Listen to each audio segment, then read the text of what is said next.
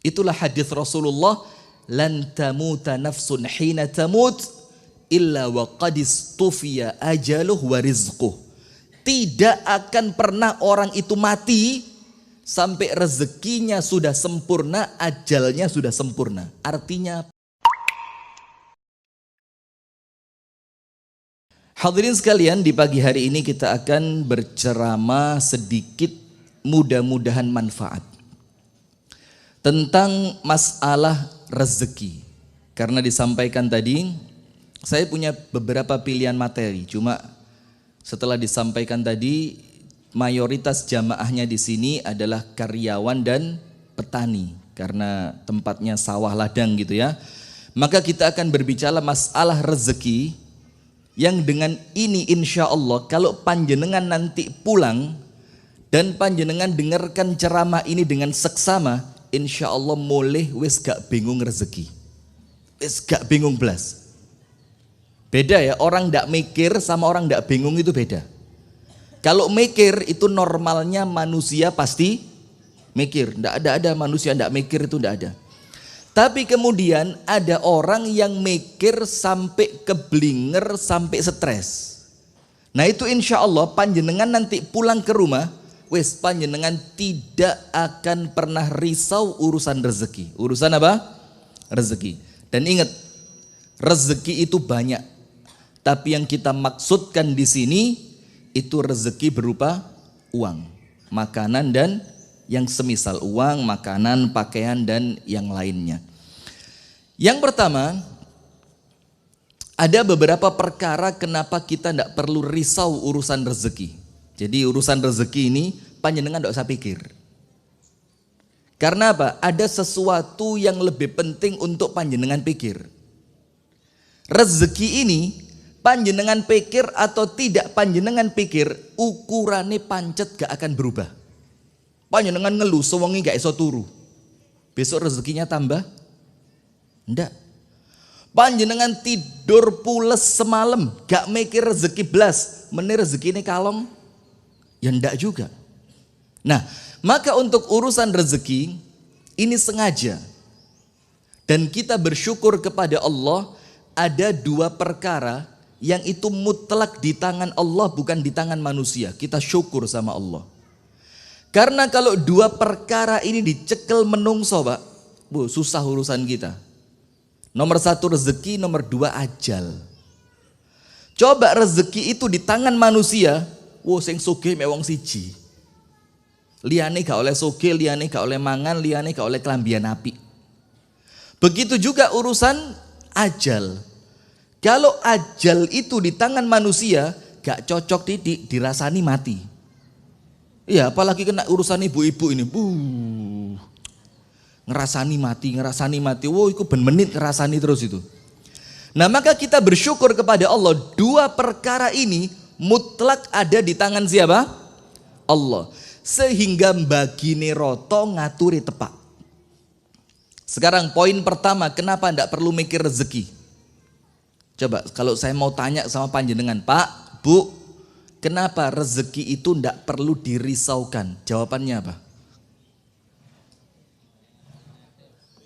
Itu jawaban murid-murid SD Muhammadiyah, itu sudah ada yang ngatur. Panjenengan di rumah rezeki diatur istri kan? Coba. Kenapa rezeki itu tidak perlu dipikir blas? Culnoy. Tuh. Situk salah liyane wedi. Mboten napa-napa, salah mboten disetrap. Nomor satu, ada satu hadis yang sahih, di mana An-Nabi sallallahu alaihi wa alihi wa sahbihi wasallam bersabda, "Lau anna ahadakum yafirru min rizqihi kama yafirru minal maut la adrakahu rizquhu kama yudrikuhul maut." Kalau ada salah seorang di antara kalian yang kemudian melarikan diri dari rezekinya, jadi artinya itu dia tidak mau dapat rezeki, dikai duit melayu, dia lari, melarikan diri dari apa? Rezeki. Sebagaimana dia melarikan diri dari kematian, apa kata Rasulullah? Maka rezeki akan mengejar dia sebagaimana kematian akan mendapatinya. Loh, coba bayangkan. Panjenengan boten kersa niku lho, rezeki marani. Kalau memang itu jatah panjenengan.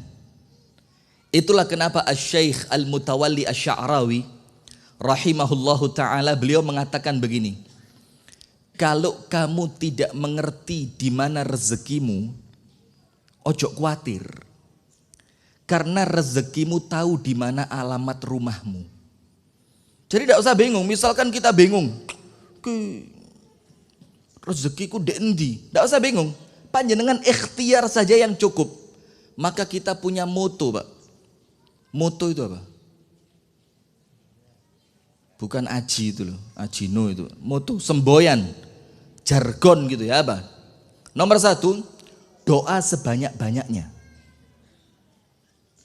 Nomor 2, ibadah sebaik-baiknya. Nomor 3, ikhtiar secukupnya saja. Gak usah ngoyo teman-teman. Nomor 1 apa? Doa sebanyak-banyaknya. Donga sing akeh. Nomor 2, ibadah sebaik-baiknya, sing apik le ibadah. Nomor 3, kalau doanya banyak, ibadahnya bagus, ikhtiar ndak usah ngoyo. Ikhtiar cukup bagaimana? Secukupnya saja. Karena kita yakin urusan rezeki kita, kelangsungan hidup kita di dunia ini bukan urusannya manusia tapi urusannya siapa? Allah. Coba rezeki itu bukan urusannya Allah, Pak. Wong Muhammadiyah melarat-melarat. Muhammadiyah ini minoritas ya. Tapi kok Masya Allah ternyata yang diutang BPJS saja itu berapa tadi? Padahal yuk minoritas.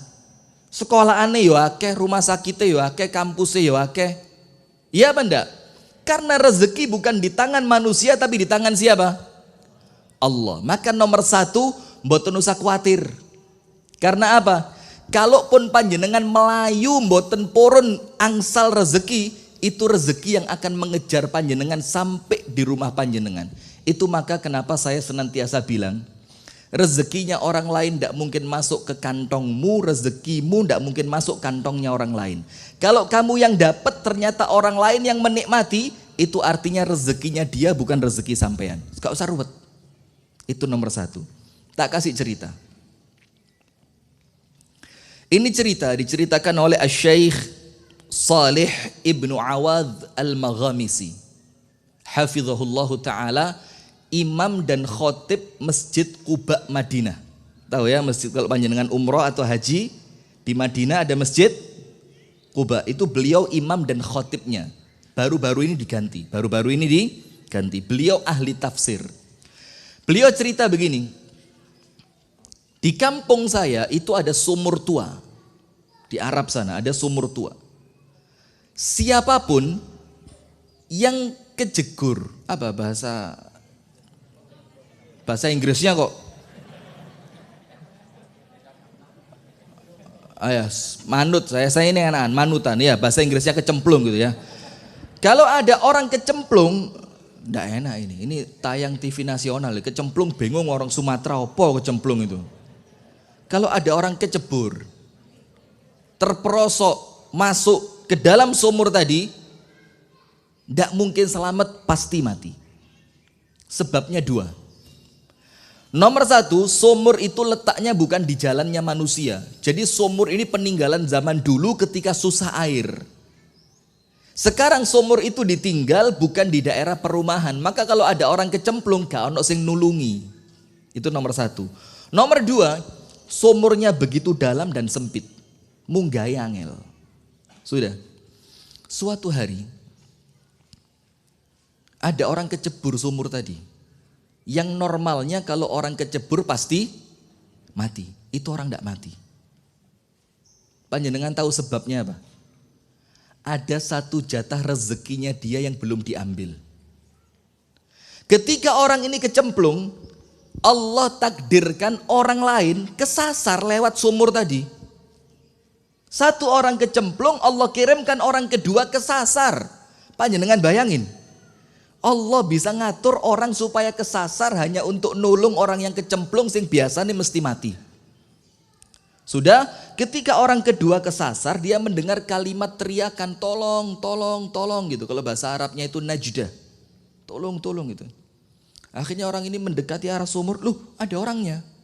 Akhirnya dia mencari kampung terdekat, minta bantuan ke masyarakat setempat, ditolong dan orangnya selamat. Subhanallah, lihat. Setelah orangnya selamat, normal kan di mana-mana orang itu kalau habis kena musibah dikasih minum, biasanya kan kaget. Kalau di tempat kita dikasih minum apa banyu towo. Karena ini di Arab ditanya, "Istishrab, mau minum apa?" Dibilang finjan minal laban, sak cengkir susu. Akhirnya diambilkan sama warga setempat satu cangkir susu. Diminum sama dia secangkir susu tadi sama orang yang tadinya kecemplung itu. Setelah selesai orang kampung penasaran, "Mas, sampean kok bisa kecemplung? Ini bukan jalannya manusia. Dan ndak ada orang lewat sini. Loh, lewat itu lo ganok, sampean kok malah nyemplung." Akhirnya ini orang tadi cerita, "Saya ini ndak tahu kenapa kok kepingin lewat sini. Dan saya ndak tahu di sini ada lubang, saya ndak kelihatan. Ya moro-moro saya mencolot aja, mencolot moro-moro kecemplung." Dan ketika dia ngomong mencolot, mencolot temenan. Jadi dia kecemplung untuk yang kedua kalinya. Subhanallah, ketika diangkat dari sumur tadi untuk yang kedua kalinya, ternyata orangnya sudah mati. Kemudian oleh Syekh Saleh bin Awad Al-Maghamisi, cerita ini di ta'liq. Ta'liq itu dikasih penjelasan. Beliau bilang begini, boleh jadi kecebur sumur yang pertama seharusnya orang itu sudah mati. Tapi karena Allah lihat ada satu jatah rezekinya dia yang belum dia ambil, maka oleh Allah diselamatkan lewat orang kedua untuk menyempurnakan rezekinya dia satu cangkir susu. Setelah rezekinya sempurna, baru orangnya boleh mati. Itulah hadis Rasulullah, lan tamuta nafsun hina tamut illa wa qadis tufiya ajaluh wa rizquh. Tidak akan pernah orang itu mati sampai rezekinya sudah sempurna, ajalnya sudah sempurna. Artinya apa? Kalau panjenengan masih hidup, berarti jatah rezeki panjenengan masih ada. Yo kari cara golek ini aja, betul gak? Nah itu poin kedua. Nomor satu, kalau panjenengan kabur, rezeki sing nguber panjenengan. Maka ndak usah bingung. Nomor dua, panjenengan tidak akan mati sampai rezeki panjenengan sempurna. Berarti kalau panjenengan masih hidup, rezekinya masih ada. Hatta walaupun rezeki itu berupa tetesan infus. Ada enggak? Kalau jatah tetesan infus terakhirnya dia wis selesai dari Allah, ya wis berangkat. Garisnya bukan lagi begini, didit, didit, didit. Tapi garisnya bagaimana? Tit. Apa artinya? Inna lillah wa inna ilaihi rajiun. Nomor tiga, kenapa panjenengan tidak perlu bingung masalah rezeki, Bu? Pak, maka yang laki-laki ini bismillah, Pak. Ayo bismillah, gerakkan, tambah jatah, jangan cuma satu. Rezeki diatur siapa? Allah. Lo kok wedi? Anak wong tuh dipakani opo? Lo sing makani sanes panjenengan kok. Siapa yang ngasih makan? Allah. Setuju ya? Pak, setuju Pak? Setuju nih wedi ya, Masya Allah. Saya di mana-mana Bu, ini kan pertama kali saya ke Gresik ya. Di mana-mana saya tuh lek ceramah dititeni mbek ibu-ibu. Sopo yang ceramah? Ustadz Rifki, lak ngono maneh. Tapi ben saya ceramah, ibu-ibu gak gelem ketinggalan. Pernah sekali di Lumajang. Saya ceramah di Masjid Al-Huda namanya, masjid besar di Lumajang, rutin di sana. Pengajian pertama, setelah selesai saya diingetin sama takmirnya, Ustadz, kalau ngaji ojo nggojloki ibu-ibu. Karena jamaah kita ini yang paling banyak ibu-ibu. Lek ibu-ibu sampean gojloki terus Ustadz, masjidku sepi. Tak bilang, aman. Sudah pengajian tak gojloki mana ibu-ibu. Bulan depan, 3 bulan ke depan, saya di sana 3 bulan sekali. 3 bulan ke depan, takmire kaget. Ibu-ibu penuh di masjid. Ya apa iki? Dilokno malah seneng. Nah itu tabiatnya ibu-ibu. Lah ngoten nggih Bu nggih. Ibu-ibu ini dilokno tambah seneng, tambah penasaran. Itu ngilokno apa maneh Ustaz gitu. Yang ketiga, kenapa panjenengan tidak perlu risau urusan rezeki? Karena ingat, rezeki itu termasuk takdir. Betul napa mboten? Sementara takdir itu normalnya kalau panjenengan mau ngomong jujur tidak bisa berubah. Maka dikatakan dalam hadis, ketika seorang bayi di dalam perut ibunya usia 120 hari. Berapa bulan? Berapa bulan? 4 bulan. Allah kirim siapa ke dalam bayi tadi? Allah fa'arsala ilaihi malakan muwakkalan. Allah kirimkan ke dalam rahimnya ibu yang mengandung 4 bulan tadi, itu seorang malaikat yang Allah tugaskan untuk apa? Nomor 1, yanfuhu fihi ruh, meniupkan ruh. Itulah kenapa Syekh Utsaimin mengatakan, orang kalau keguguran setelah 4 bulan, itu bagusnya bayinya diselenggarakan seperti manusia meninggal, karena sudah ditiupkan ruh. Tapi kalau meninggalnya sebelum 4 bulan, keluron itu apa? Ngerti ternyata panjenengan ya, miskram itu. Kalau ternyata kegugurannya sebelum 4 bulan, itu cukup kalau warga Muhammadiyah biasanya dilebokno kendi, dikubur nisore wit. Itu cukup, karena apa? Dia belum berupa manusia yang tertiupkan ke dalamnya ruh. Nah sudah. Maka dikatakan ketika bayi itu umur 4 bulan, Allah kirim malaikat. Nomor 1, yanfukhu fihi ruh, ditiupkan apa? Ruh. Nomor 2, menuliskan untuknya 3 perkara takdir. Gini apa boten? Nomor 1, ajaluhu, dituliskan ajalnya. Dituliskan apa? Ajalnya. Artinya ketika ajal ini belum sampai, panjenengan tidak mungkin meninggal dunia. Saya dapat cerita, baru tadi malam saya dapat cerita. Ada perampok jahat, preman, bengis, ketangkep oleh aparat, mau ditembak. Ternyata pas mau ditembak azan, dengar azan sama polisinya, wis ojo wis azan gak penak. Dibiarkan dulu. Setelah azan selesai mau ditembak, ternyata banyak orang riwa-riwi menuju pasar. Akhirnya sama polisinya diculno, wis kok ucule nasibmu gak mati nih. Nah, lihat. Iki padahal sudah di ujung pistol sudah. Dan banyak cerita semacam itu banyak. Iya Banda? Karena apa? Ajal sudah ditetapkan, gak mungkin berubah. Nambah sedino gak mungkin, mundur sedino gak mungkin. Maka panjenengan gak usah khawatir. Loro-loro mangan sak karepmu ndak apa-apa wis. Lek durung wayahe mati ya gak mungkin mati. Setuju? Ngawur, jangan. Yo, ikhtiar untuk sehat itu hukumnya apa? Wajib. Yang dituliskan kedua apa? Rizquhu, rezekinya ditulis. Artinya apa? Rezeki panjenengan yang sudah tertulis tidak mungkin berubah.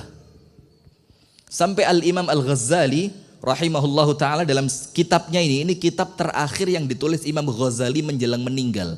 Judulnya Minhajul Abidin Ilal Jannah. Itu Imam Ghazali bilang tentang konsep rezeki apa? Malesmu ndak akan ngurangi rezeki, semangatmu ndak akan nambahi rezeki. Tapi ingat, nanti saya jelaskan cek gak salah paham. Kok mari ngono, ngono males akhirnya. Gak ngelongi rezeki ya. Bu, ibu-ibu jerit-jerit ya omah ya, ngopi gak gelem kerja. Mati ya, astagfirullahaladzim. Bu, mau tenang sal Bu nggih. Ibu-ibu ini kadang-kadang lisannya, aduh, hati-hati Bu. Tapi ceritanya ibu-ibu ngresik sopan-sopan gitu. Betul enggak? Panjenengan nggihnya kok tertekan gitu. Sudah. Yang kedua yang dituliskan apa? Rezekinya. Saya mau tanya, jodoh itu termasuk rezeki atau bukan? Bapak-bapak dulu lah, bapak-bapak. Ibu-ibu diem ya, pura-pura enggak dengar aja. Saya ngomong sama bapak-bapak.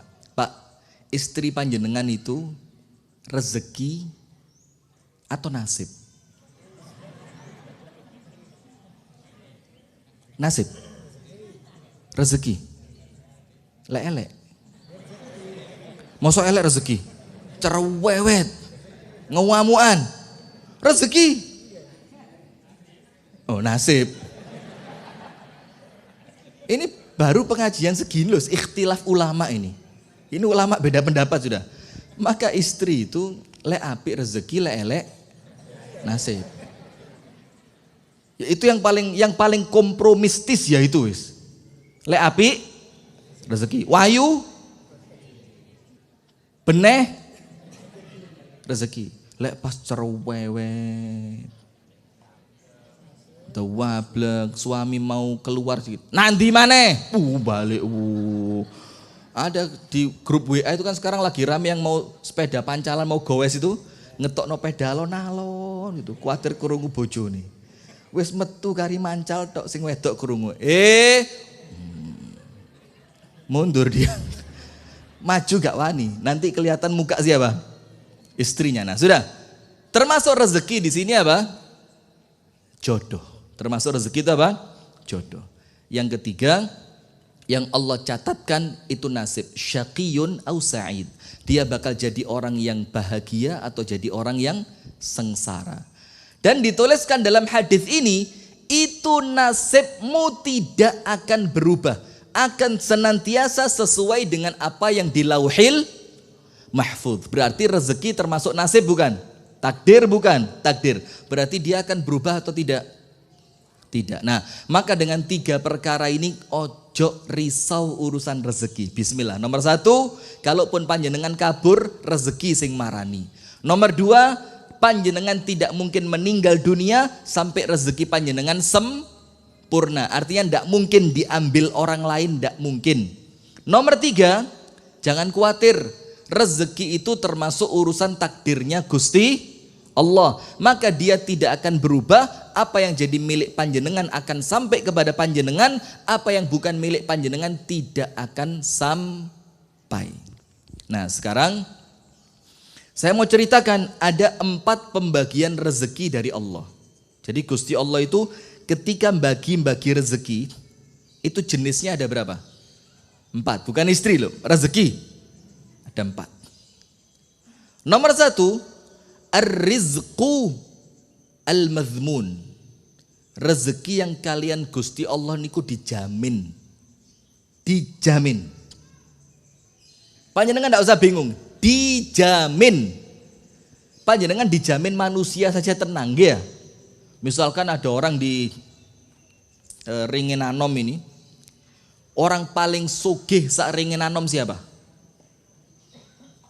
Siapa? Pak Hasan. Oh, Matarsan ya, Pak Matarsan itu.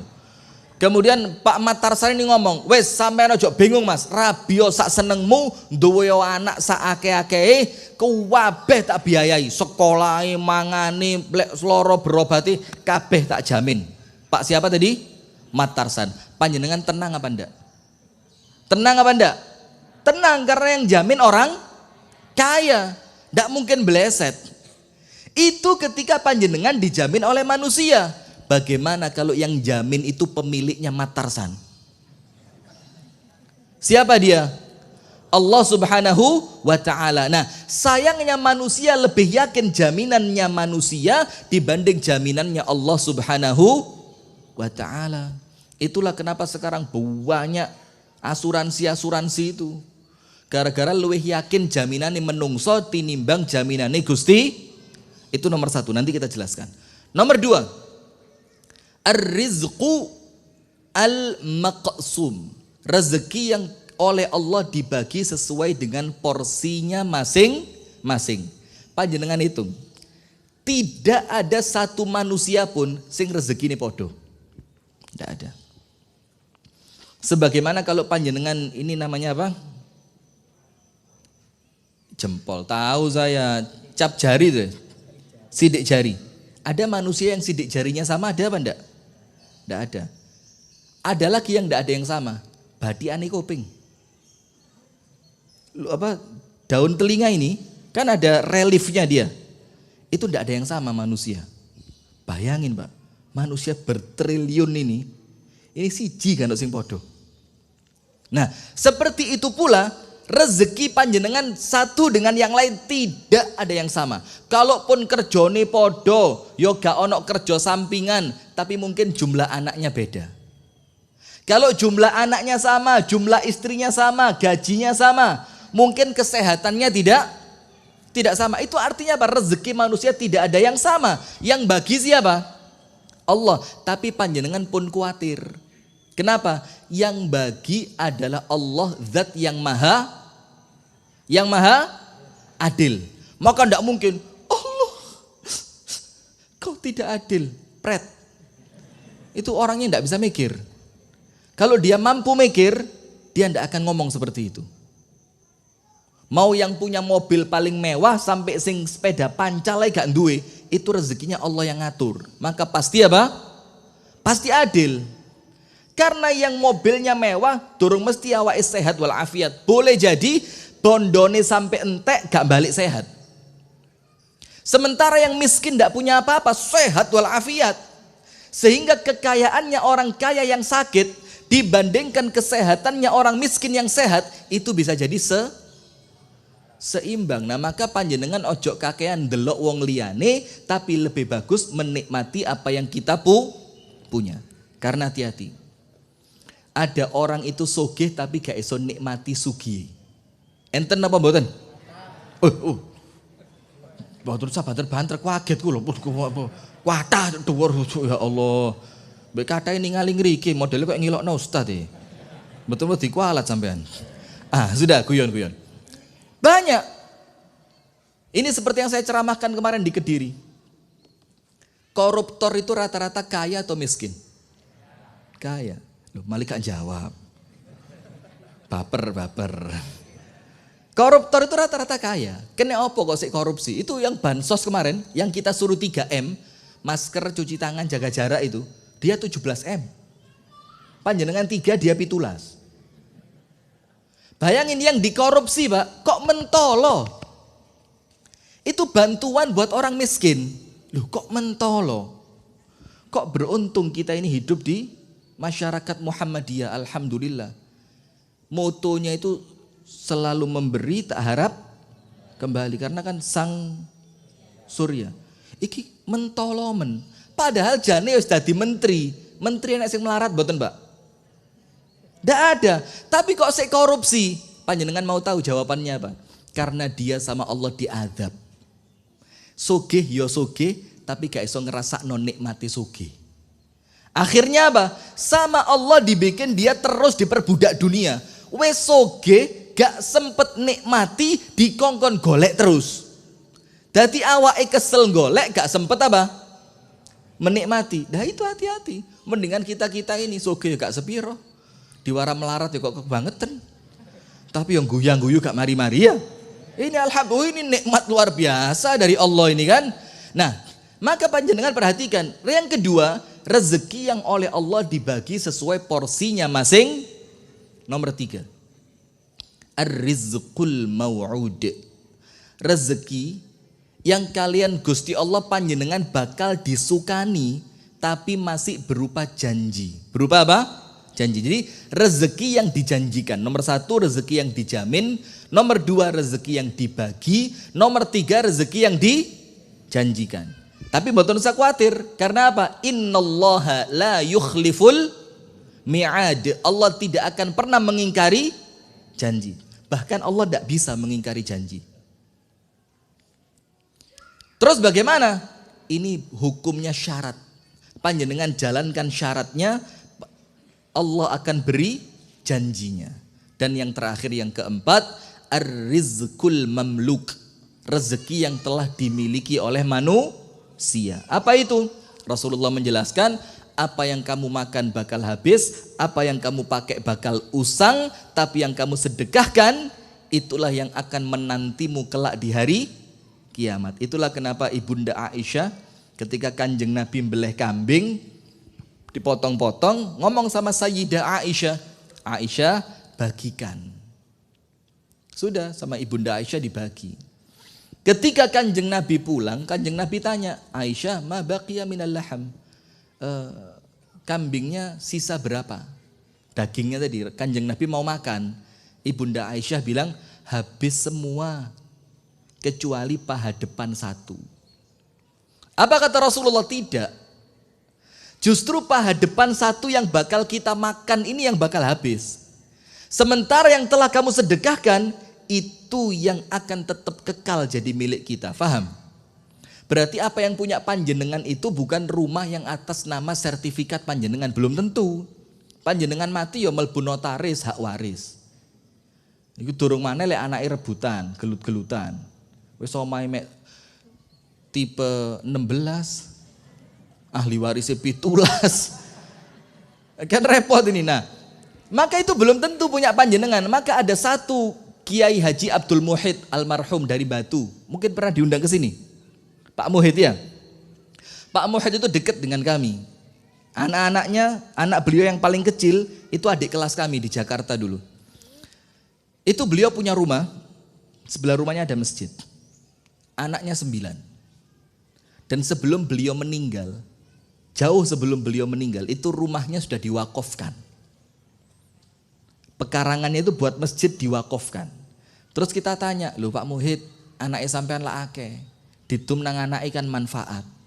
Apa kata beliau? Loh kok enak men? Kalau bahasa Malangnya itu kok nyimut. Ngerti kok nyimut? Oh, orang Gresik tahu juga ya? Ini Gresik niru Malang apa Malang niru Gresik? Oh Malang niru Gresik. Ya gak apa-apa, mumpung saya di Gresik ya. Cek mulih ku aman nanti. Sudah kok nyimut? Sing kerja aku, sing bangun aku, sing ngerintis aku, kok sing nikmati anakku. Yo aku kepingin apa yang saya bangun, apa yang saya beli, apa yang saya usahakan tak nikmati sampai mati. Caranya bagaimana? Tak wakofno dan sukses. Setelah beliau wakofkan, anaknya semua punya rumah. Masya Allah, panjenengan lihat. Ini orang yang cerdas. Jadi hartanya dibawa mati. Nah sekarang saya jelaskan satu persatu. Mudah-mudahan waktunya cukup. Griya kula tau webih Pak. Kalih jam misalnya ngriki. Pripun? Cukup boten? Cukup. Nomor 1. Ar-rizqul madhmun, rezeki yang sama Allah dijamin. Apa itu? Bentuknya apa? At-ta'am, al-akal wasyurb. Makanan dan minuman. Siapapun panjenengan, pokok panjenengan itu makhluk Allah yang ditiupkan ruh ke dalamnya, maka makan minum panjenengan sama Allah dijamin. Panjenengan tahu binatang paling kecil yang panjenengan pernah lihat apa? Oh, ada yang lebih kecil, gurem. Tengu, Masya Allah. Tengu tahu, tengu. Binatang yang suka menyelinap ke tempat-tempat sensitif itu. Warnanya apa? Oh ya, roh tenan berarti. Warnanya merah itu. Tengu itu loh Pak, oleh mangan. Tengu itu dapat makan. Wes ojo tengu. Panjenengan nyelam ke dalam laut. Sampai yang kedalamannya itu ratusan kilometer. Oh apa Pak? Itu ada binatang-binatang kecil. Berbentuk apalah itu ya, mungkin plankton, apa namanya itu. Itu semuanya ketika matahari tidak bisa tembus ke sana, itu mereka dapat makan. Dari mana makanan mereka? Ikan-ikan besar itu setelah tubuhnya terkena sinar matahari, dia itu otomatis nyelam ke bawah. Ketika ikan besar itu nyelam, maka plankton-plankton kecil ini akan narii jamur-jamur yang ada di tubuh ikan besar tadi. Dan itu sama Allah dikasih makan. Loh mosok yang namanya laqad khalaqnal insana fi ahsani taqwim. Mosok ciptaan Allah yang paling mulia tidak dikasih makan? Nah, maka makan dan minum kita ini sama Allah dijamin. Boten usah khawatir. Sekarang lihat, kenapa makan dan minum kita sama Allah dijamin? Ada sebabnya. Ndak ujuk-ujuk moro-moro dijamin, ndak. Apa sebabnya? Apa? Ada 3. Nomor 1. Annahu huwas sayyid wa nahnul abid. Allah itu tuan, kita ini budak. Betul enggak? Maka makannya budak itu kewajibannya siapa? Tuan. Maka dalam ilmu fikih Pak, kalau ada budak tidak dikasih makan oleh tuannya, itu budak boleh mengajukan diri ke pengadilan untuk bebas. Karena apa? tuannya tidak menjalankan kewajiban. Nah, sementara kita ini budaknya siapa? Allah. Tuan kita siapa? Allah. Maka mana mungkin Allah sebagai tuan akan melalaikan kita dari sebagai budaknya? Mungkin enggak? Enggak mungkin. Itu yang pertama. Jadi kalau kepingin makan dan minumnya aman, pantaskan diri sebagai budaknya Allah. Mengabdi kepada siapa? Allah. Maka Allah pasti kasih yang pas buat panjenengan. Nomor 2, kenapa makan dan minum dijamin? Li'annahu huwallahu kallafana bil ibadah. Karena Allah itu membebani kita dengan hukum taklif ibadah. Hukum apa? Ibadah. Panjenengan sholat 5 waktu wajib nama mboten? Poso Ramadan wajib nama mboten? Wajib. Nah, karena Allah membebani kita dengan ibadah, maka apa yang terjadi? Maka Allah akan menjadikan kita itu fokus pada ibadah dan Allah akan hilangkan dari kita perkara-perkara yang menghilangkan kita dari fokus ibadah. Salah satunya mikir makan. Itu bikin orang tidak fokus ibadah. Itulah kenapa tidak mungkin wong iku iso ibadah api lek sik kepikiran wetengi. Betul tidak? Itulah kenapa Kiai Haji Ahmad Dahlan itu surat Al-Ma'un dibaleni ping pinten, Pak? Bolak-balik sampai santri nih, Pak Yai ganti surat Pak Yai, Al-Ma'un terus. Dibawa jalan sama Kiai Haji Ahmad Dahlan keliling. Loh itu loh masih ada orang terlantar. Itu masih ada orang belum punya rumah. Itu ada orang kelaparan. Lah kok minta pindah surat? Sementara orang yang kelaparan belum kamu masih makan. Orang yang belum punya rumah belum kamu kasih penampungan. Loh kok njaluk pindah surat? Nah, maka artinya hadirin sekalian, karena kita dibebani ibadah oleh Allah, maka perkara yang bikin kita tidak fokus ibadah sama Allah disingkirkan, termasuk urusan makan dan minum. Sekarang panjenengan buka ayatnya. Disebutkan oleh Allah Subhanahu wa taala di dalam surah Hud ayat yang ke-6. Surat apa? Hud ayat 6. Allah Subhanahu wa taala berfirman, "Wa ma min dabbatin fil ardi illa 'ala Allahi rizquha." Betul tak? Wa ya'lamu mustaqarraha wa mustawda'aha kullun fi kitabim mubin. Tidaklah ada satu pun, kata Allah, binatang yang melata di muka bumi kecuali wajib bagi Allah menjamin rezekinya. Panjenengan buka artinya. Dan Allah tahu wa ya'lamu mustaqarraha wa mustauda'aha. Allah tahu di mana rumahnya dia, kemana dia pergi. Coba burung itu loh, burung. Itu masih singitan dek uwet sing paling dukur. Gusti Allah tahu apa ndak? Sampai ke sana ndak rezekinya? Sampai. Dan Allah pun tahu kemana dia bakal pergi. Panjenengan tahu burung itu kalau pagi itu kan miber, seret. Cari apa? Cari makan. Ini bukan burung yang dikurungi loh ya. Burung apa? Burung liar itu loh. Sekarang saya mau tanya, burung itu ketika pergi di pagi hari, tahu enggak dia mau kemana? Loh, itu kan tujuannya cari makan, tempatnya, lokasi, Sherlocknya. Tahu enggak dia mau pergi kemana? Atau burung kemudian neken sinyal GPS, panen padi terdekat. Atau Jamaah Muhammadiyah jemur karak terdekat. Atau sego sakwakul tumplek terdekat. Kan enggak ada. Terus siapa yang mengarahkan? Siapa yang mengarahkan? Allah Subhanahu wa ta'ala. Nah, maka Allah katakan tidak ada satupun binatang melata di muka bumi. Ini binatang loh, apa maneh manusia. Kecuali wajib bagi Allah ngasih rezeki buat mereka.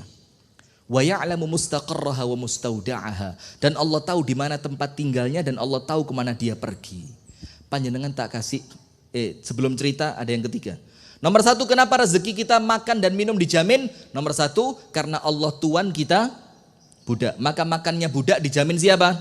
Tuhan. Nomor 2, karena kita diwajibkan ibadah. Karena kita wajib ibadah, Allah kasih bayaran berupa makan dan minum. Panjenengan kerja sama bos saja, dikasih bayaran enggak? Mosok kerja sama Allah enggak dikasih bayaran. Nomor 3, kenapa makan dan minum sama Allah dijamin? Karena Allah ciptakan kita perlu makanan, perlu minuman. Dalam keadaan kita tidak ngerti makanan kita di mana, minuman kita di mana, maka kewajibannya Allah mengantarkan kita sampai di tempat makanan dan minuman kita. Paham enggak? Tak baleni alon-alon ya. Karena kita ini tercipta butuh apa? Makan dan minum. Dalam keadaan kita tidak tahu makanan kita di mana, minuman kita di mana. Jumlahe piro, goleke piye? Tidak tahu kita. Maka kewajibannya Allah untuk mengantarkan kita sampai di tempat makanan kita. Contoh, bayi baru lahir. Makannya apa? Nasi. Rawon, baru lahir. Kok nasi? Oh asi. Asi, akhirnya nasi. Jangan-jangan yang seperti lagu itu. Pagi makan nasi, malam mimi susu. Itu bukan bayinya, bapaknya itu. Mesti ngawur itu lagu itu. Sudah. Bayi baru lahir. Dia kan sumber makanan dan minumannya dia kan air susu ibunya. Betul enggak? Kemudian automatically. Apa automatically? Ngerti ya wong Gresik. Itu sudah naluri ya. Didekatkan ke dada ibunya, itu bayi bakal ngentot. Ngempeng, betul enggak? Nanti susu ibunya itu akan keluar. Saya mau tanya, sing ngurui sapa? Kok nyedot dulu sing ngurui sapa?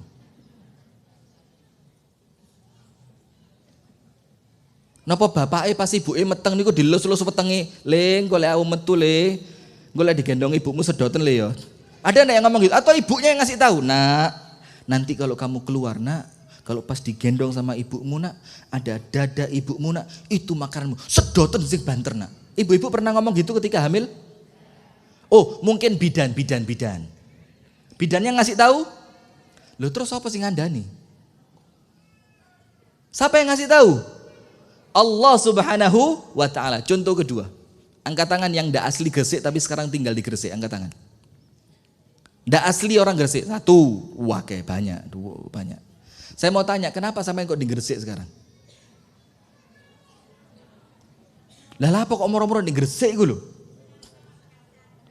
Katut suami, tinggalan kok. Oh.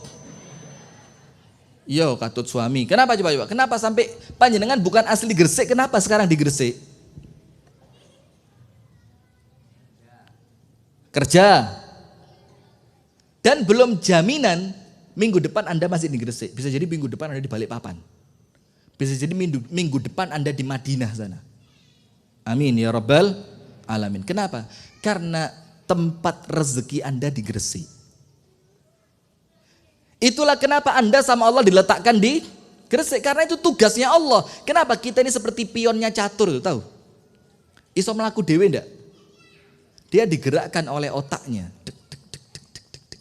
Dan kita seperti itu. Di mana letak rezeki kita, disitulah Allah akan menempatkan kita. Kalau rezeki panjenengan di Palembang, panjenengan akan dilempar sama Allah ke Palembang. Nah, maka untuk yang pertama rezeki yang Allah jamin, ndak usah bingung untuk urusan makan dan minum. Sing penting tiga ini panjenengan yakini, panjenengan hamba Allah Tuhan panjenengan.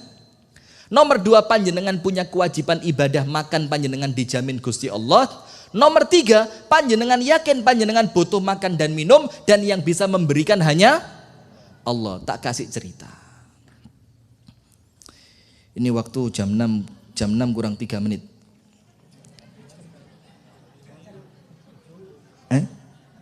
6 apa 7? Jam 6. Salah jamnya panjenengan itu. Ada satu kitab judulnya At-Tawwabun atau At-Taibun yang ditulis oleh Al-Imam Ibnu Qudamah Al-Maqdisi. Itu isi kitabnya, itu cerita ajaib orang-orang yang tobat. Jadi ceritanya orang tobat tapi sing ajaib-ajaib. Dan itu kisah bukan kisah dongeng tapi kisah nyata. Suatu hari Ibnu Qudamah cerita begini, ada pedagang muslimin, pedagang umat Islam. Berdagang naik laut. Naik perahu. Oh ya, naik perahu. Karena kalau bahasa Arab itu yarkabul bahar, naik laut. Naik perahu dia, naik perahu. Berdagang. Sampai di tempat sana sukses, dagangannya full rame. Pulang. Biarin enggak apa-apa, dia cari rezekinya, jadi diusir. Gusti Allah ngamuk nanti. Biarin. Rezekinya dia di situ. Nanti kan repot kalau kita cari rezeki di Gusa PT itu. Sudah? Oh iya nelek ya. Nggak repot teleknya ayam itu. Tinggal siram air hilang. Lali. Angel wis. Ini gara-gara PT ini ya. Sudah. Setelah dagangannya sukses, dia pulang bawa duit banyak. Kembali naik laut. Subhanallah Pak, di suatu malam itu perahunya dia, kapalnya dia, itu kena ombak dan badai besar. Sampai terdampar di pulau kecil terpencil. Terdampar gitu ya. Akhirnya kapten kapalnya memutuskan malam hari itu mereka akan istirahat di pulau kecil tadi. Karena suasana laut belum kondusif seperti politik kita sekarang. Belum kondusif. Betul ya? Wah susah. Itu tak kandani ket biyen kok cok milih. Ngotot tai. Sudah? Apa yang terjadi? Waduh lupa saya live ini, astagfirullahaladzim. Tolong ya tim kamera ya di-cut ya, menit keberapa itu. Sudah? Istirahat di pulau kecil, bikin tenda, mereka istirahat, bikin kayu segala macam, mereka makan-makan di pulau itu. Mereka kira di pulau itu tidak ada penghuninya. Ternyata keesokan harinya ketika kaum muslimin tadi mulai berkemas mau pulang, tendanya diangkut. Ada satu penghuni pulau itu. Mek si jintil, kok iso urip? Dengerin ceritanya. Sudah didatangi sama orang Islam. Dalam keadaan penghuni pulau tadi nyembah patung. Orang Islam tanya, kamu ngapain? Dibilang, saya ibadah. Terus orang Islamnya tanya, lo ibadah sama siapa? Ngawur, sama patung ini. Ditanya, lo patung itu siapa? Tuhanku. Terus orang Islamnya bilang, kalau cuma Tuhanmu model begini, itu lo di perahuku.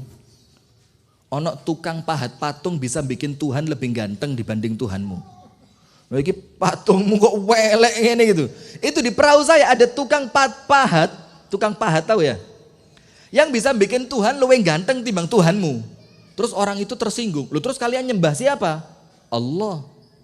Loh Allahnya bagaimana? Kami tidak tahu. Diguyu mbek wong laut tadi. Tidak tahu kok nyembah katanya. Nah, terus ditunjukkan ayat-ayat Al-Qur'an.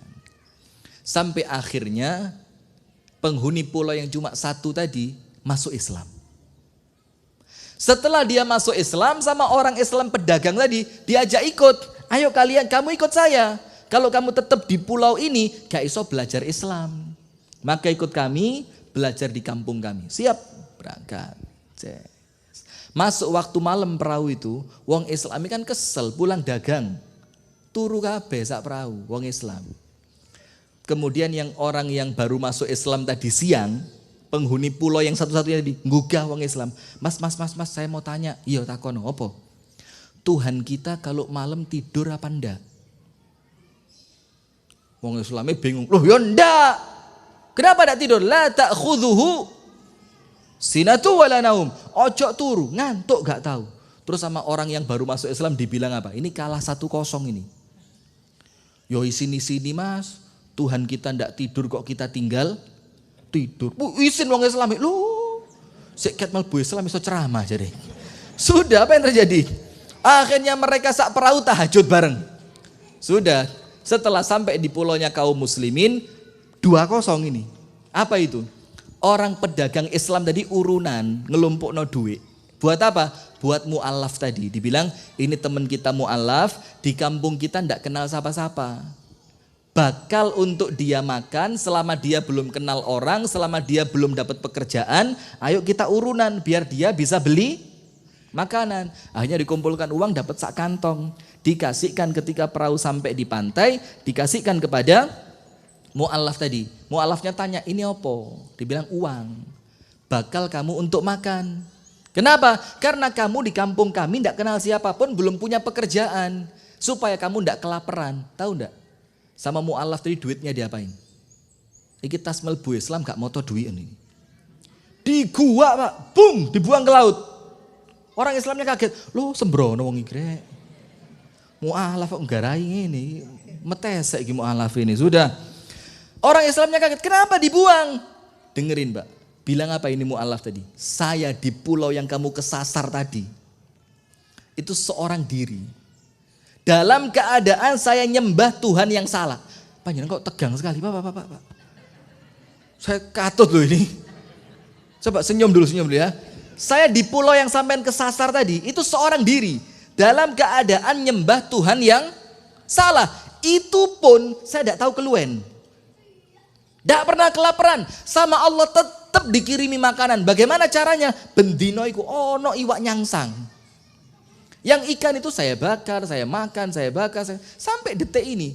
Terus mana mungkin sekarang saya sudah kenal Tuhan yang benar, sudah kenal Allah, sudah sujud sama Allah, mana mungkin saya akan kelaparan. Wes, tidak mau duit kalian, saya mau ikhtiar sendiri. Subhanallah, lihat Pak. Yakin bahwa urusan makan minum di tangan siapa? Allah, maka tidak usah bingung. Dan di akhir cerita Pak, ketika mu'alaf ini meninggal dunia di kampung tadi, jadi seorang ulama besar dan orang yang paling kaya di kampung itu. Masya Allah. Nah, itu nomor 1. Saya kurang telu. Ya Pak panitia. Bagaimana? Dikit ya, dikit. 1 jam aja. Dikit itu 1 jam. Medeni wong Malang. Rezeki yang kedua. Ar-rizqul maqsum. Rezeki yang sama Allah dibagi sesuai dengan porsinya masing. Intinya cuma 1. Apa intinya? Qanaah. Panjenengan dapat rezeki, saya dapat rezeki. Lek masalah di Jawa ini apa? Sawang sinawang. Panjenengan lihat Ustadz, enak rek Ustadz rek ceramah to dinterno disupiri ana mobile, mulai disangoni. Loh, sampean gak ndelok saya ndak pulang ke rumah 14 tahun sekolah. Sampean ruwe kan ceramah ngene. Assalamualaikum warahmatullahi wabarakatuh, hadirin sekalian. Ya enak karin delok terakhir itu. Sekolah ya hafalan. Ndak tahu sampean. Bahkan di kampus kami dulu, itu kalau ujian fikih, itu keliru titik koma dicoret. Hafalan kudu pada plek mbek isine kitab. Sampean kan ndak tahu. Maka jangan saya naik dewe, Pak. Kok ngamuk malah ya. Nah, sudah. Artinya sawang sinawang. Cuma sawang sinawang pada urusan rezeki yang Allah bagi, itu obatnya 1, qanaah. Qanaah niku nopo tiang Gresik? Apa? Qanaah itu apa? Lek sogeh qanaah cuma nerimo, lek gak terima ya kebangetan. Apa qanaah itu? Bersyukur, sogeh gak syukur. Tutuki malaikat. Apa? Qanaah itu apa? Dengerin Mbak, ini qanaah model anyar. Saya tidak mau qanaah model lama. Dengerin, qanaah terbagi 2. Qanaahnya orang kaya dan qanaahnya orang miskin. Beda enggak? Orang kaya perlu qanaah enggak? Perlu. Orang miskin perlu qanaah? Perlu. Bagaimana qanaah untuk orang kaya bagaimana? Dengerin. Untuk orang kaya, qanaah yang benar untuk mereka itu bukan sekedar merasa cukup. Lah lek wis sugih gak krasa cukup lak kebangetan ya. Qanaahnya orang kaya bukan sekedar bersyukur. Lalek sogeh gak syukur ya kenemenen. Qanaahnya orang kaya bagaimana? Sesuatu apapun yang dia miliki selepas batas kebutuhan, itu dia yakin bukan milik saya tapi milik orang lain yang Allah titipkan lewat saya. Itu qanaahnya orang kaya. Cocok gak kalau gini? Cocok, maka gak akan ada ketimpangan sosial, betul gak? Jadi setelah batas cukup, itu orang kaya yakin iki rezeki kudu godhekku maneh. Ini Allah titip untuk dibagikan kepada siapa? Orang yang membutuhkan. Sekarang qanaahnya orang miskin bagaimana? Kalau orang kaya setelah batas cukup maka meyakini itu bukan milik dia tapi milik siapa? Orang lain yang Allah titipkan lewat dia. Kalau qanaahnya orang miskin merasa cukup, nerimo. Begini. Kalau qanaahnya orang miskin, yakin apa yang Allah beri sekecil apapun pasti cukup, tidak mungkin kurang. Tapi hati-hati, lek melarat ojo gaya tok mangan spaghetti, steak, McD, KFC, itu golek perkara namanya. Lek wis memang ekonominya lemah, ya sing sabar, tempe ae ra apa-apa. Tempe kangkung, sehat insyaallah, sehat. Tidak akan kolesterol, paling lemah jantung aja. Iya. Nah maka qanaahnya orang miskin itu yakin berapapun yang Allah beri pasti cukup. Tapi ingat, ngatur cukup ini ya perlu ilmu. Gitu apa mboten? Jangan sampai kalau sama Allah dibaginya sedikit, gaya hidupnya terlalu tinggi. Paham ya? Nah sekarang begini. Anda buka surat Asy-Syura. Surat apa? Asy-Syura ayat 27. Asy-Syura ayat 27. Allah Ta'ala berfirman, "Walau basatallahu rizqa li'ibadi labaghaw fil ardi, walakin yunazzilu biqadarin ma yasha." Kalau kata Allah, kalau wong sak donya digawe sugih kabeh, Allah bisa ndak? Bisa ndak? Sak donya kabeh sugih kaya Nabi Sulaiman, bisa ndak? Tapi gak ono urusan, hidup ndak bisa berlanjut. Kenapa? Gak gelem sing gelem, ndak ada yang mau tandur, ndak ada yang mau kerja, ndak ada yang mau jadi penjahit, ndak ada yang mau jadi petani, ndak ada yang mau jadi nelayan, semuanya maunya beli. Ya apa? Urusan hidup jalan ndak? Ndak melaku. Justru hikmahnya Allah, walakin yunazzilu biqadarin ma yasha. Tapi Allah itu menurunkan, membagi sesuai dengan kadarnya masing-masing. Cek sing sugih iso ngambil manfaat dari yang miskin sebagai pegawai, yang miskin bisa ngambil manfaat dari yang kaya dapat bayaran. Akhirnya ada petani, ada nelayan, ada peternak, ada penjahit. Akhirnya hidup kita jalan. Nah sekarang tak cerita nih. Ini kisah masyhur sekali. Diceritakan oleh para ulama tentang seorang ulama besar dari kalangan tabi'in. Saya percepat dikit ya. Bernama Hatim Al-Asam. Siapa namanya? Hatim Al-Asam. Asam itu artinya budek. Loh, ulama kok budek? Panjenengan tahu kisahnya kenapa dia dipanggil si Tuli? Ada perempuan datang ke rumahnya Hatim. Mau tanya, minta fatwa. Tentang masalah apa gitu. Nggak sengaja bu, perempuan ini keceplosan, kepentut, buanter, banter gitu. Malu nggak perempuan itu? Malu depan ulama lah kok ngentut. Subhanallah, Hatim bilang apa?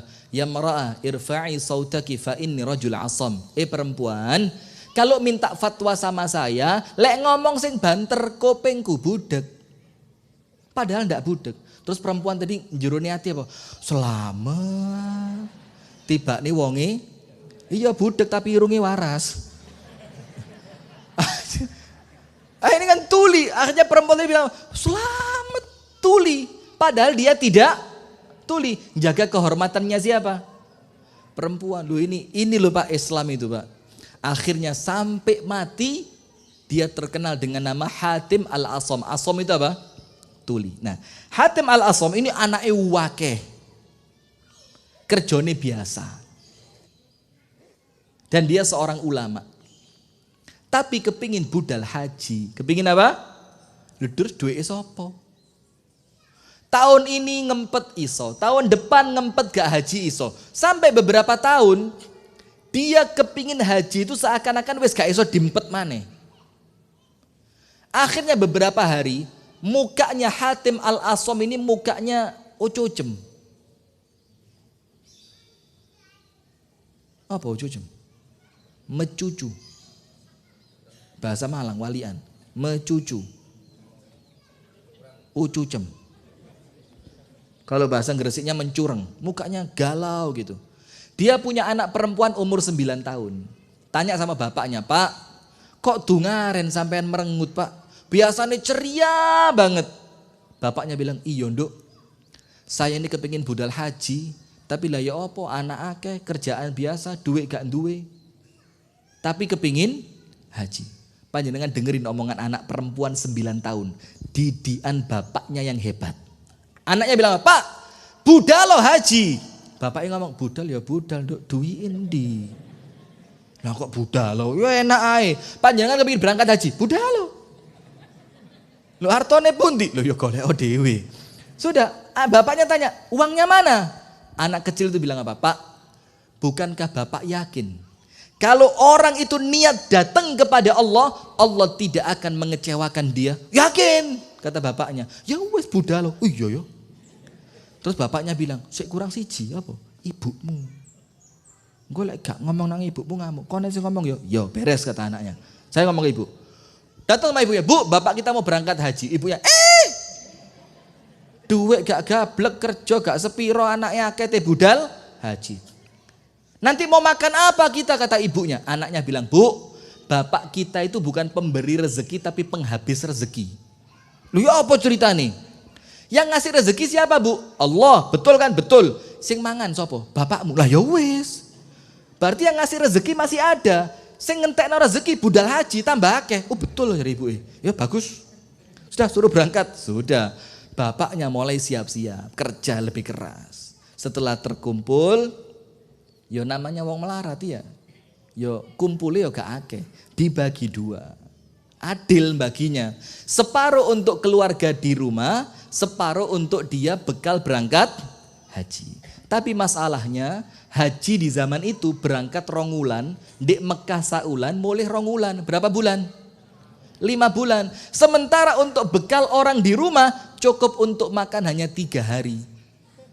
Terus liyane mangan apa? Suket. Maka saya punya prinsip, Pak. Prinsip saya itu manusianya jok kakean mangan sayur. Kesian kambing. Gak kumanan. Maka mendingan biar kambingnya yang makan sayur, kita makan kambingnya. Itu mengandung sayur sudah. Gak usah khawatir. Iya, nah sudah lanjut. Untuk Hatim Al-Asam, betul enggak? Betul enggak? Setuju? Masya Allah. Astagfirullah. Saya mau serius. Begitu pula untuk Hatim Al-Asam, duit yang dia kumpulkan hanya cukup buat dia perjalanan 3 hari. Pas, di rumah 3 hari, dia pergi berapa? 3 hari. Sudah, hari pertama lancar, hari kedua lancar, hari ketiga. Roti terakhir dia makan. Sambil dia doa sama Allah, ya Rob, khubsul akhir, roti terakhir ya Allah. Iki durung sak pucuke dalan iki. Iki sik kurang 2 wulan. Saya makan apa ya Allah?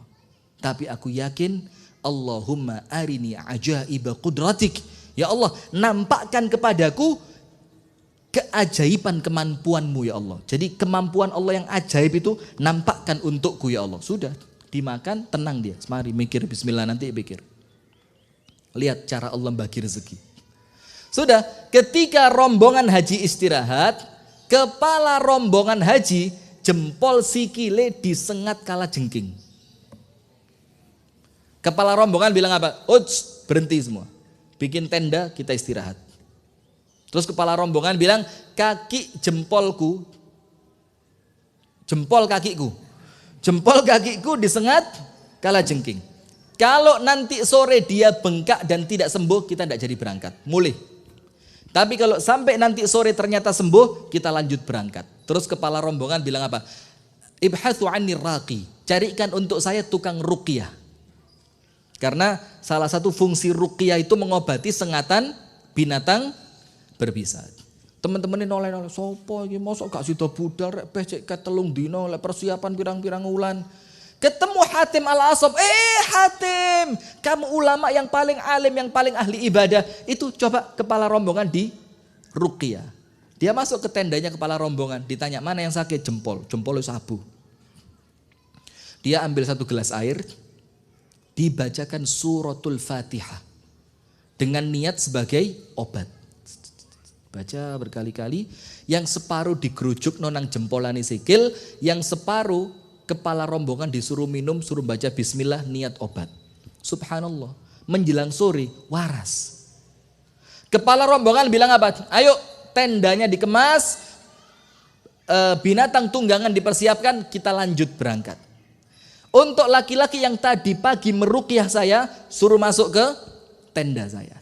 Masuk Hatim Al-Asam, dibilang, Pak, matur suwun, karena Allah, kemudian karena panjenengan kaki saya sembuh. Nah, maka mulai hari ini Pak, sampai nanti tiba di Mekah Pak, sampai oleh-oleh Pak, sampai pulang Pak, bekal panjenengan ndak usah dikeluarkan, semuanya saya tanggung. Hatim Al-Asam mikir, bekal sing di mana sing metu sentek. Ini bilang apa? Saya yang nanggung. Subhanallah, langsung sujud syukur Pak. Cara Allah lek bagi lihat, ndak konangan cara nih. Kemudian ketika sujud syukur dia mikir, aku aman ya Allah. Lah anak bojoku di omah pripun? Ini cerita pindah ke rumahnya sekarang. Di rumahnya diketuk pasukan raja. Dok, dok, dok. Kami pasukan raja pulang berburu kehabisan air. Bawa botol, saya minta diisi air untuk minumnya raja. Diambilin sama istrinya Hatim al-Asom, diisi air, dikasihkan raja. Diminum sama raja, pulang berburu. Wih, kata raja, ini air seger betul. Iya, kamu dapat dari rumah mana? Rumah yang paling ujung. Rumahnya siapa? Hatim al-Asom. Oh ya, panggil Hatim al-Asom, saya mau terima kasih. Balik pasukan raja. Suamimu dipanggil raja. Dibilang sama istrinya, suamiku berangkat haji. Raja bilang apa? Masya Allah, perempuan loman. Seperti perempuan Gresik loh. Ringin anom. Suaminya ndak ada, masih mau berbagi air. Terus bagaimana kita berterima kasih? Ayo semua pasukan yang bawa emas, emasnya keluarkan, kasihkan buat dia. Dan subhanallah itu emas cukup buat sampai Hatim al-Asom pulang haji. Maka tidak usah khawatir Pak. Allah itu lek bagi, mesti roto, mesti adil, mesti enak. Karena apa? Wallahu ya'lam wa antum la ta'lamun. Boleh jadi lek panjenengan soge Pak. Sekarang tidak pengajian, rekreasi nang Surabaya. Ya apa ndak? Nah berhubung kita sama Allah ditakdirkan begini, ya wis lungguh pengajian ae. Rekreasi ora iso, mobil gak duwe, tuku bensin yo larang, wis ngaji ae wis. Lumayan untuk jajan sak kotak. Ya apa ndak? Ini caranya Allah ngatur rezeki. Sekarang ketiga, singkat. Rezeki yang oleh Allah dijanjikan. Apa itu? Panjenengan buka surat At-Tolak. Surat apa? Ayat-ayat yang pertama. Wa may yattaqillaha yaj'al lahu makhraja wa yarzuqhu min haitsu la yahtasib wa may yatawakkal 'ala Allahi fahuwa hasbuh.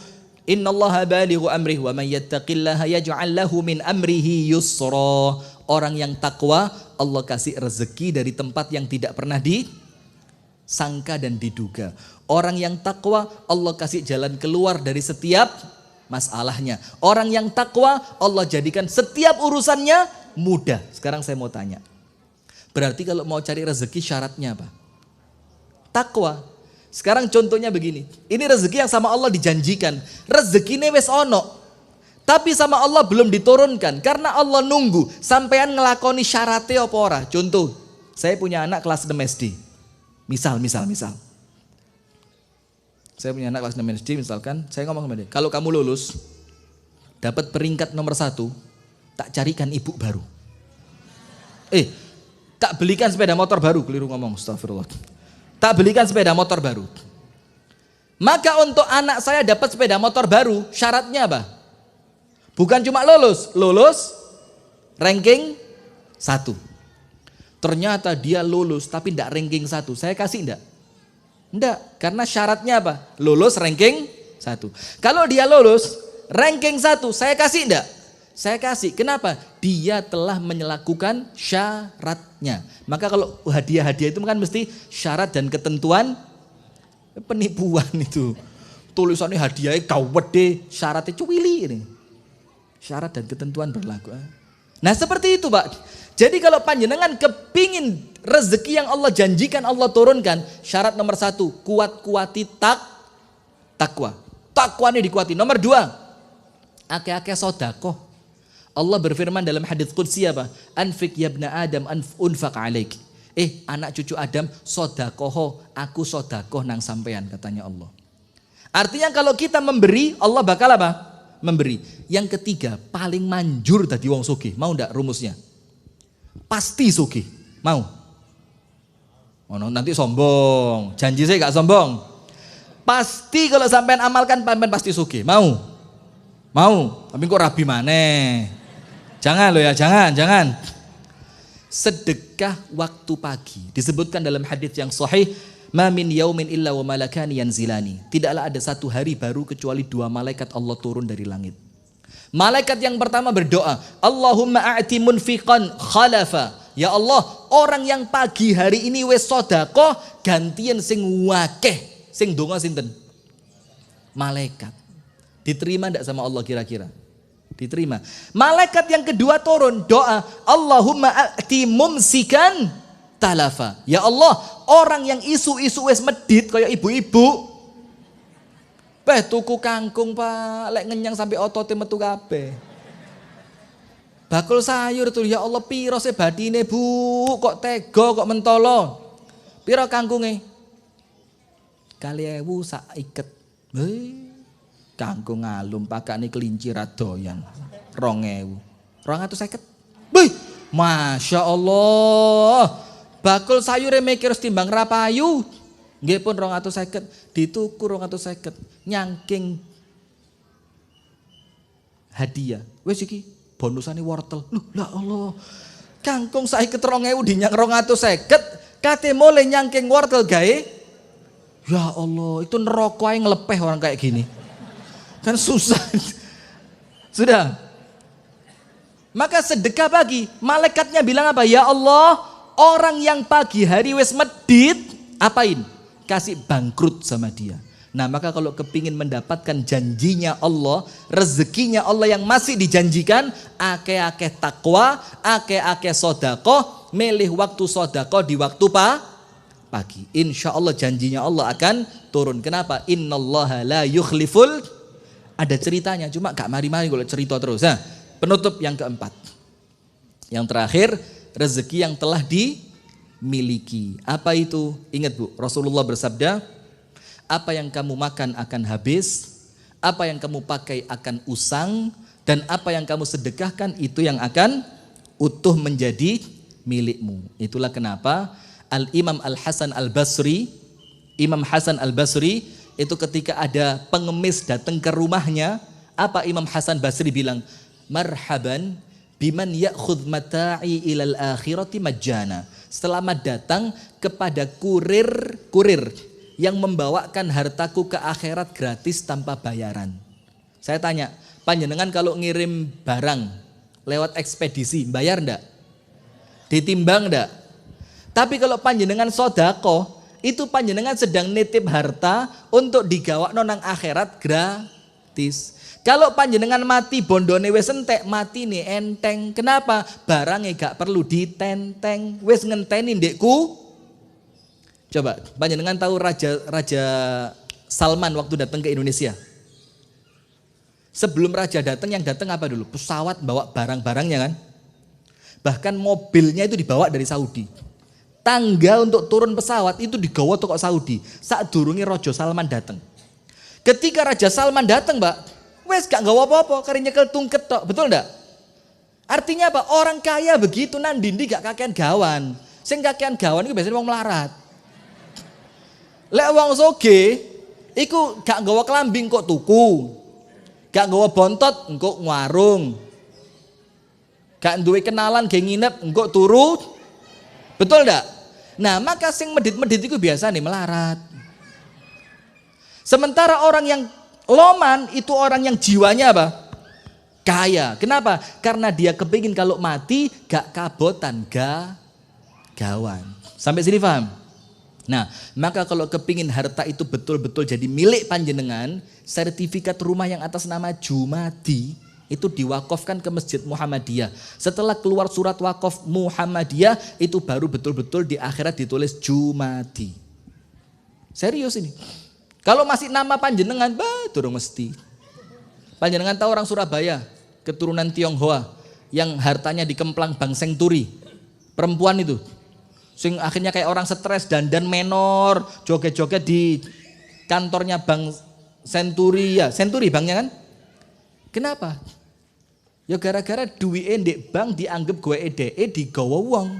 Ya itu kalau nitip di dunia. Tapi kalau nitipnya kepada Allah bakal hilang enggak?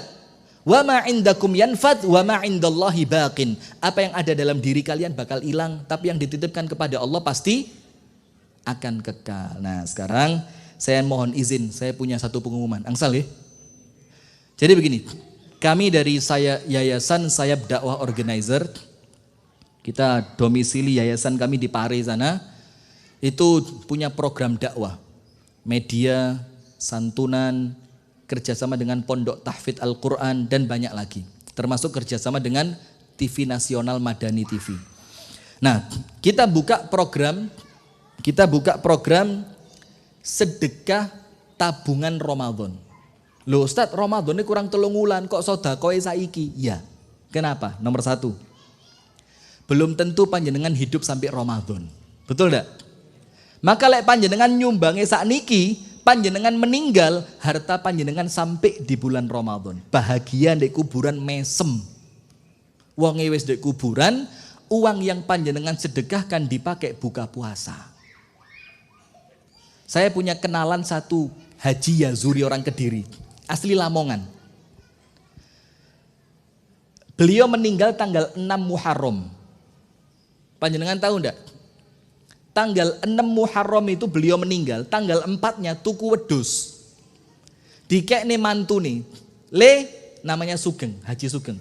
Geng, iki wedhus jogon. Engko tanggal 9 Blen kekno Masjid Ar-Rahmah gawe buka puasa Asyura. Tanggal 10 di bulan Muharram. Sudah, kambing sudah dibeli, anak wis dikandani. Tanggal 4 beli kambing, tanggal 6 orangnya mati, tanggal 10 sodakohnya dia dinikmati orang. Kira-kira di kuburan senyum apa enggak? Padahal orangnya sudah meninggal dunia. Nah itu kenapa nomor 1 sedekah Ramadan kami buka mulai sekarang. Nomor 2 kenapa dibuka mulai sekarang? Boleh jadi panjenengan masih panjang umur tapi duit wis entek. Ya apa enggak? Maka mumpung duitnya ada sekarang, sedekah mulai sekarang. Nah maka kami buka sedekah Ramadan itu per paket 50.000. 50.000 berupa apa? Panjenengan dengan 50.000 ngasih buka puasa 3 orang.